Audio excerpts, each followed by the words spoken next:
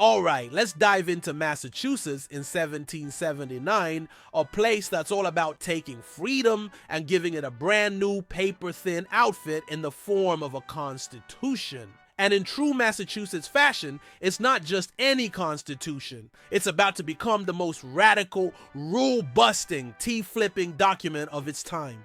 Now, picture this, it's the late 1700s. Massachusetts is trying to figure out how to stop being just another cog in the British Empire machine.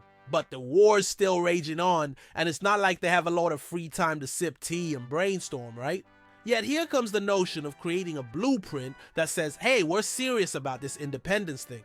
So they throw out the idea of writing a constitution, basically the legal version of a DIY project, except one that can shape how millions will live. And who do they tap to handle this project? A guy who knows a thing or two about words, John Adams. Now Adams is kind of a big deal and he doesn't shy away from it. He drafts something that's pretty revolutionary, literally.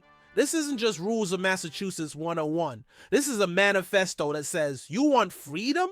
Well, here's how you do it. One of the craziest things about this Massachusetts Constitution is how it doles out power like candy on Halloween. So here's Adams drawing up a plan where every branch of government, legislative, executive, and judicial gets its own set of rights and powers. It's like the founding version of sharing is caring, except they were making sure no one could hoard all the candy. Adams wanted these branches to keep each other in check, which sounds ideal in theory, but back then it was like asking a group of hyper kids to split a single slice of cake. Good luck. But Adams takes it further. Not only does he want a government that works for the people, he actually defines what rights the people should have.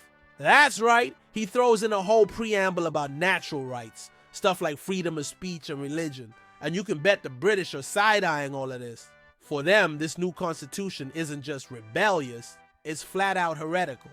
If you thought Adams was gonna leave out the average Joes, think again. In true American fashion, he decides that the people themselves have to be part of the ratification. So they send out this draft to towns across Massachusetts, and what follows is basically a 1779 version of Yelp reviews. The towns weigh in, giving feedback on everything from town rights to taxes, and believe me, they had some thoughts. These town meetings, hilarious and brutal. Picture a bunch of farmers, merchants, and everyone else crammed into a room, taking turns roasting or praising different parts of the draft. The document got enough red ink to make an English teacher proud. But that's democracy, right? Fast forward to September 1st, 1779. It's decision time. The delegates come together, and after much debate, Massachusetts finally ratifies its constitution. For Adams, it's the ultimate win. He's basically created what some call the first real American state constitution, one that'll inspire other states, and even influence the US Constitution. Oh, but there's one more twist. Adams? He doesn't stick around to bask in the glory. No, he jets off to France right after, leaving others to deal with the aftermath.